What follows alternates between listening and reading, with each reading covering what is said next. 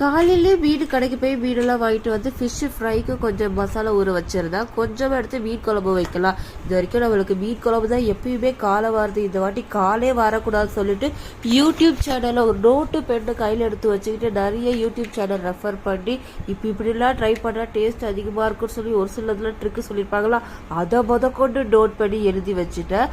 தேங்காய் பாலில் இன்னைக்கு ஆப்பம் பண்ணலாம், நாளைக்கு மீன் குழம்பு வைக்கலாம்னு சொல்லிட்டு ஆப்பம் மாவு மட்டும்தான் எங்கள் ஹஸ்பண்டை வாங்கிட்டு வர சொன்னால் அவ்வளோ கஷ்டப்பட்டு மூடியே இல்லை ஜாரில் அதெல்லாம் கையை வச்சு அதை அட்ஜஸ்ட் பண்ணி அரைச்சி தேங்காய் பால் அரைச்சி முடிச்சா ஆப்பமாவும் எங்கேயுமே கிடைக்கலன்னு சொல்லிட்டாரு. எனக்கு மன உளைச்சலாகி தலைவலியே வந்துடுச்சு.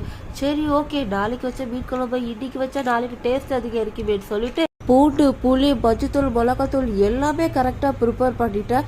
ஆனால் தாளிப்புக்கு தேவையானதில் எல்லாமே போட்டு சின்னதாக தப்பு பண்ண அது டோட்டலாக சொதப்பிச்சு. தண்ணி அதிகமாகி மீன் குழம்புக்கு பதிலாக மீன் ரசம் ஆயிடுச்சு. மறக்காம இந்த வீடியோக்கு சப்ஸ்கிரைப் பண்ணி